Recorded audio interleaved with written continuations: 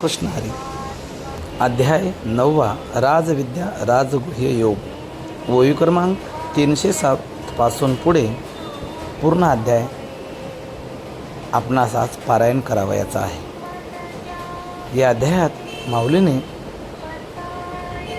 उपासनेचे फळ सांगितलेले आहे. भक्त हे मनामध्ये काही हेतू ठेवून सकामतेने भक्ती करतात, तर काही भक्त निष्कामतेने निस्वार्थपणे भक्ती करतात. सकामतेचे फळ वेगळे, निष्काम भक्तीचे फळ वेगळे, ते माऊली इथे सांगतात.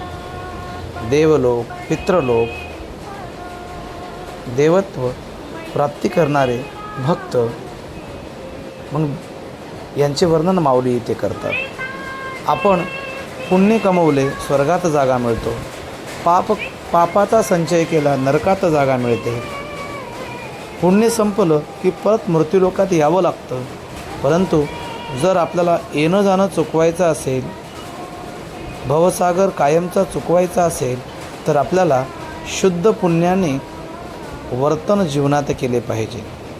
भगवंत सांगतात, माझ्या स्वरूपाशी एकरूप व्हायचं असेल ना, तर तुम्हाला शुद्ध पुण्य कमवावे लागेल, किंबहुना शुद्ध पुण्याने जीवन जगावे लागेल. माझी भक्ती करायची असेल तर निष्काम भक्ती एवढा दुसरा पर्याय चांगला कोणताच नाही.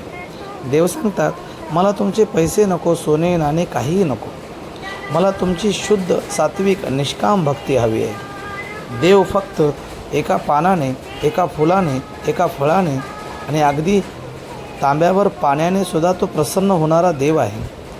द्रौपदीच्या पानाने, गजेंद्राच्या फुलाने आणि शबरीच्या एका बोराने प्रसन्न होणारा देव सांगतात, माझी भक्ती करायची असेल ना, तर तुम्ही कोणीही जातीतले असा, कोणीही वर्णातले असा, माझ्या भक्तीसाठी जात पात यांची काही मर्यादा नाही, स्त्री पुरुष यांची काही मर्यादा नाही.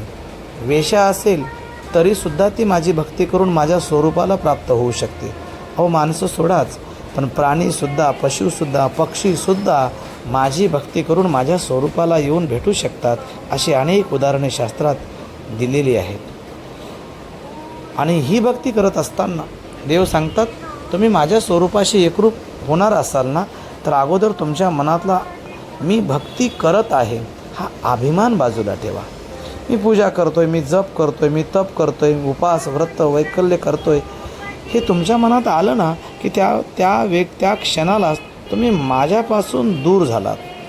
आणि म्हणून तुम्ही माझी भक्ती करत असताना अभिमान बाजूला ठेवा. निराभिमान होऊन, निस्वार्थ होऊन, निश्चळपणे तुम्ही माझी भक्ती करा. कारण तुम्ही जशी भक्ती करणार तसे तुम्हाला फळ मिळणार. तुम्ही जसे कर्म करणार तसे तुम्हाला फळ मिळणार. जन्म, पुनर्जन्म, नरक, स्वर्ग, ह्या सगळ्या ज्या गोष्टी आहेत त्या आपल्या कर्मानुसार आपल्या वाट्याला येतात. हे भगवंत इथे आवर्जून सांगतात.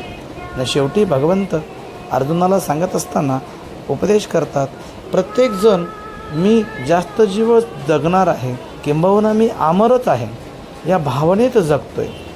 हल्ली आपणसुद्धा वाढदिवस साजरे करतो, तर इथे माऊलीनं आवर्जून सांगितलं, अरे आपण जन्मलोय ना, आईच्या उदरात प्रवेश केला त्या दिवसापासून आपल्या पाठीमागे काळ लागलेला आहे. मग जन्मल्यानंतर आपण एक एक दिवस, एक एक वर्ष, एक एक महिना आपण आयुष्यातला कमी करत आहोत ठरवलेल्या वेळेतील. तर आपण वाढदिवस साजरे करून माझं वय वाढत आहे असा आविर्भाव दाखवू नका, किंबहुना वाढदिवस साजरेच करू नका. कारण वाढदिवस न म्हणता त्याला अभिष्ट चिंतन म्हणा, जन्मदिवस म्हणा. हाही संदेश माऊलीने या अध्यायाच्या शेवटी दिलेला आहे. रामकृष्ण हरी.